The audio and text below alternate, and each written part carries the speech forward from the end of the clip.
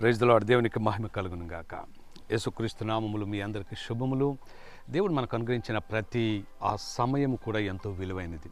So మేము machine ట్రిప్కి కర్నూలు ప్రాంతానికి వచ్చాం. మరి మీటింగ్కి కొద్దిగా టైం దొరికింది.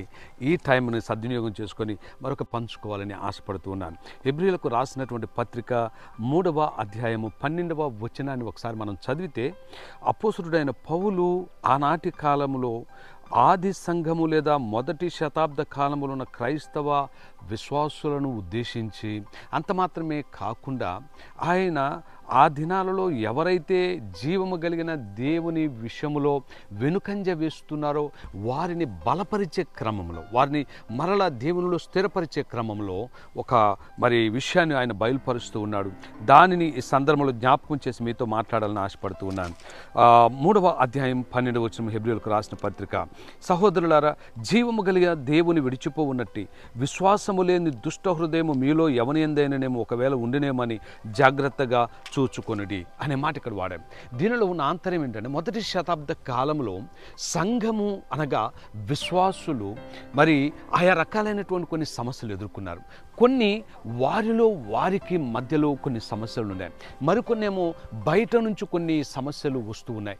అంత మాత్రమే కాకుండా మరి ప్రాముఖ్యంగా ఈ పత్రికలో సంబోధించిన అంశాలు గమనిస్తే, ఎవరైతే యూదులుగా ఉండి యేసుక్రీస్తును అంగీకరించారో, యేసు ప్రభు నామములో విశ్వాసం ఉంచారో, వారు అక్కడ ఉన్నటువంటి మరికొంతమంది ధర్మశాస్త్రోపదేశకులైతేనేమి, లేకపోతే ధర్మశాస్త్రమును గౌరవించే కొన్ని గ్రూప్స్ ఏమైతే ఉన్నాయో, పరిశీలు కావచ్చు, శాస్త్రులు కావచ్చు, ఇతరత్ర కొన్ని గ్రూపులు ఉన్నాయో, వాళ్ళు చెప్పే మాటలు విని మరలా క్రీస్తులోనికి వచ్చిన వారు తిరిగి మరలా లోకంలోనికో లేకపోతే యూదులుగా మారటానికో పాత పారంపర్యాచారాలు, పాత పద్ధతులు, సాంప్రదాయాల వైపు మరలుతున్న తరుణంలో అపోస్తలుడైన పౌలు చాలా స్ట్రాంగ్గా వారికి ఒక మాట చెప్తూ ఉన్నాడు. జీవము కలిగిన దేవుని విడిచిపోవునట్టు విశ్వాసము లేని దుష్ట హృదయము ఒకవేళ మీలో ఎవని ఎందైనను ఉండునేమో అని జాగ్రత్తగా చూచుకొనిడి అని వారికి చెప్తూ, వారి విశ్వాసమును ఖచ్చితంగా క్రీస్తు యేసులో కాపాడుకోవాలని, వారి విశ్వాసమును దేవుని యొక్క నామములో గట్టిగా కొనసాగించాలని, అంతము వరకు వారు కలిగిన ఏ విశ్వాసమైతే ఉన్నదో ఆ విశ్వాసమును క్రీస్తులో వారు కొనసాగిస్తూ క్రీస్తు రాకడ పర్యంతం దానిని వారు గట్టిగా కాపాడుకోవాలన్న ఉద్దేశంతో పౌలు గారు చాలా స్పష్టంగా వారిని ఉద్దేశించి మాట్లాడుతున్నాడు. ఆ సందర్భంలో పౌలు గారు ఈ ధర్మశాస్త్రమును గౌరవించి ధర్మశాస్త్రమును తూచా తప్పకుండా పాటించే గ్రూప్స్ ఏమైతే ఉన్నాయో వారందరికీ ఒక విషయాన్ని జ్ఞాపకం చేశాడు.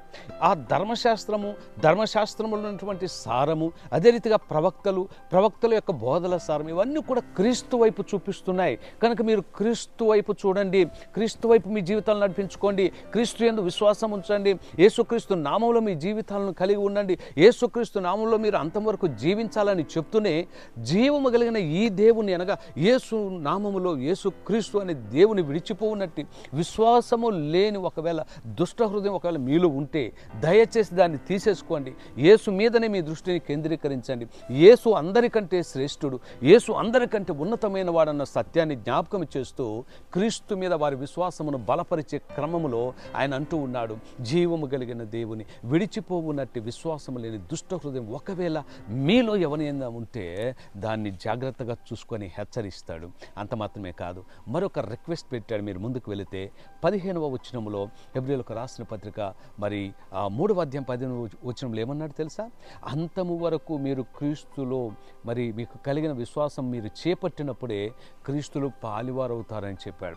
అంతము వరకు మనకు కలిగిన విశ్వాసం మనం గట్టిగా పట్టుకుంటేనే మనం క్రీస్తులో పాలివారు అవుతాం అనేటువంటి సందేశాన్ని వారి మధ్య ఇస్తున్నట్లుగా చూస్తున్నాం. కాబట్టి ప్రియులారా, మన జీవితాల్లో గుర్తుపెట్టుకోండి, ఒకవేళ ఆ రోజున కొంతమంది పాత ఆచారాల వైపు వెళ్ళే క్రమంలో క్రీస్తు వైపు నుంచి లోకం వైపు లేకపోతే ఇతర ఆచారాల వైపు దృష్టిని మరల్చుకున్న రీతిగా ఈ రోజున అనేక మంది మనలో కూడా చాలా మంది జీవము కలిగిన దేవుని విడిచిపెట్టి జీవము లేని లోకములో జీవము లేటి వాడిని ఆరాధిస్తూ జీవము లేనటువంటి క్రైస్తవ జీవితాన్ని గడుపుతున్నామేమో. ఈ రోజునైనా తెలుసుకుందాం, ఈ రోజునైనా మనకు కలిగిన విశ్వాసమును అంతము వరకు గట్టిగా చేపడదాం. ఎట్టి పరిస్థితుల్లో కూడా మనకు వచ్చే కష్టాలు కష్టాలు కావచ్చు, ఇబ్బందులు కావచ్చు, లేకపోతే శోధనలు కావచ్చు, లేకపోతే బలహీనతలు కావచ్చు, అవమానాలు కావచ్చు, ఏది కూడా క్రీస్తు యేసులో మనకున్న విశ్వాసము నుండి దూరము చేయకూడదు. దేవునిలో మనము కలిగి ఉన్న విశ్వాస జీవితాన్ని అంతం వరకు గట్టిగా చేపట్టాలి. ఆ రీతిగా ఉండే క్రమంలో ఏ సమస్యలు వచ్చినా తట్టుకుని నిలబడాలి. యేసు నామంలో జయిస్తూ ముందుకు వెళ్ళాలి. ఆ రీతిగా జీవించే కృప దేవుడు మీకు దయచేయునుగాక. ఏది ఏమైనా క్రీస్తు రాకడ పర్యంతం మనం ఈ లోకాన్ని విడిచిపెట్టేంత వరకు కూడా మనలో ఉన్న క్రీస్తు, మనము నమ్మిన క్రీస్తు మనతోనే ఉండాలి. మనం ఆయనలో ఉండాలి.